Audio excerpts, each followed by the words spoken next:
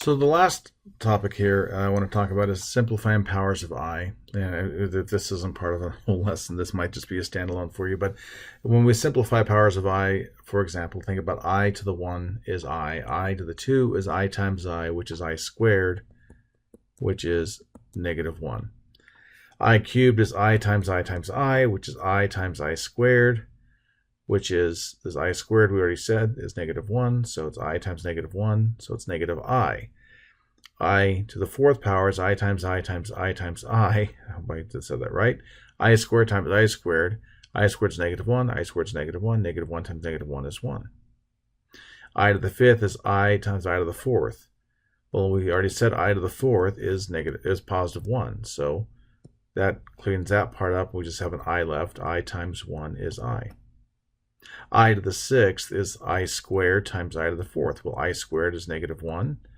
I to the 4th is 1. Negative 1 times 1 is negative 1. And we keep going with this. I cubed. I mean, really the things to know is I is I. You can say I to the 0 is 1. Maybe I should start with that.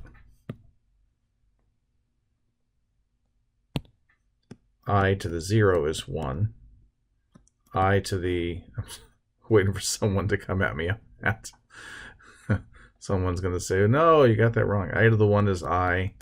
I squared is negative 1. I cubed is negative I. And I to the 4th is 1. So the idea is if we have something with I to the 4th, that's just going to be a 1. So I guess I have that restated down here. Forgot my own notes. And if we were to divide something by 4, the power by 4, and the remainder is going to be 0, 1, 2, or 3. If it's 0, you had an I to the 4th, like 4 to the 4n or something like that. So you have, I got distracted there.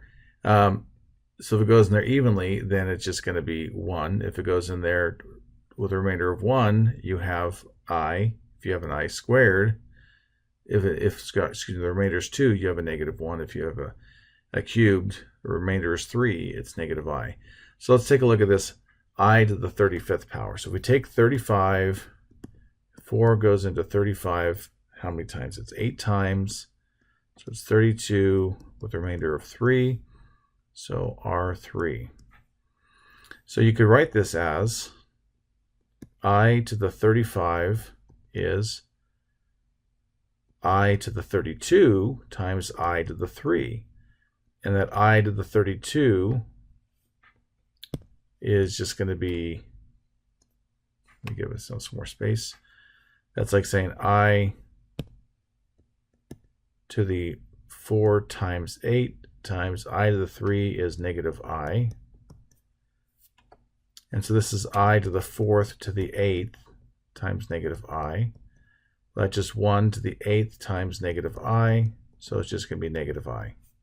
So the idea is the part that has a power that's 4 to a times a number.